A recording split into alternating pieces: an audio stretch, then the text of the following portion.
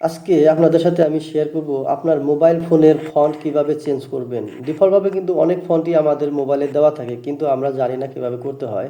যে কোনো মুহূর্তে আমরা চেঞ্জ করে নিতে পারবো, যেটা আপনার যার যার যেটা পছন্দ হয়। ঠিক আছে, চলেন দেখি কিভাবে চেঞ্জ করা যায় ফন্ট। যাই হোক, আপনারা আপনার মোবাইলের ডিভাইসের যে ফন্টগুলো স্টাইলগুলো আপনি চেঞ্জ করবেন সেটি কিভাবে করবেন এবং ধরনটি কীভাবে হবে, এই যে আমরা স্ক্রিনে দেখতে পাচ্ছেন আপনার মোবাইলের যে টেক্সটগুলো আছে, যে টেক্সটের যে স্টাইল ফন্টগুলা, এটা হলো ডিফল্টভাবে থাকবে এবং চেঞ্জ করার পর এরকম চলে আসবে। বা অন্য যে কোনো অনেক স্টাইলের আপনি ফন্টগুলো পাবেন, সেটি কিভাবে করবেন আপনার মোবাইলে অ্যাপ্লাই করবেন, আজকে সেই তথ্য আপনাদেরকে আমি শেয়ার করব। তো যাই হোক, at first you have to go to your mobile ডিভাইসের সেটিং অপশন। সেই সেটিং অপশনে ক্লিক করবেন। এখানে ক্লিক করলে দেখবেন যে লক স্ক্রিন নামে একটি অপশন আছে, সেই লক স্ক্রিনে ক্লিক করবেন।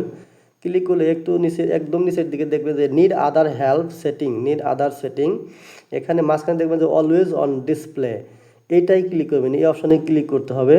এখানে ক্লিক করলে এরকম প্যানেল চলে আসবে, দেখবেন যে আপনার রাইট সাইডে যে মাঝখান বরাবর একটি ফন্ট লেখা আছে, সেই ফন্টে ক্লিক করবেন।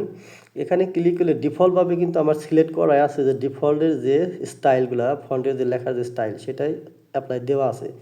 এখন যদি চাই আমি অন্য একটি ফন্ট অ্যাপ্লাই করব, তাহলে যে কোনো একটি আপনি সিলেক্ট করে নিতে পারেন এবং সার্চ অপশন থেকে ডাউনলোড দিয়ে আপনি অ্যাপ্লাই করে নিতে পারেন আপনার মোবাইল ডিভাইসে। এবং সাথে এখানে নিচে পাচ্ছেন যে মোবাইল লেখার যে মানে মোটা চিকন করার যে একটি অপশন, সেটাই পেয়ে যাবেন। আর এটাও এখানে পেয়ে যাবেন। ঠিক আছে, এক একটা এক এক রকমভাবে যে অ্যাপ্লাই করে দেখতে পারেন এবং যেটা পছন্দ সেটা রাখতে পারেন। ঠিক আছে, আমার মোবাইলের যে আজকে যে টিউটোরিয়ালটা যদি কারো পছন্দ হয়ে থাকে বা ভালো লাগে থাকে, কারো উপকার আসে, তাহলে আমার পেজটি ফলো দিয়ে রাখবেন এবং পরবর্তী ভিডিওটি সাথে সাথে পেয়ে যাবেন। ধন্যবাদ সবাইকে।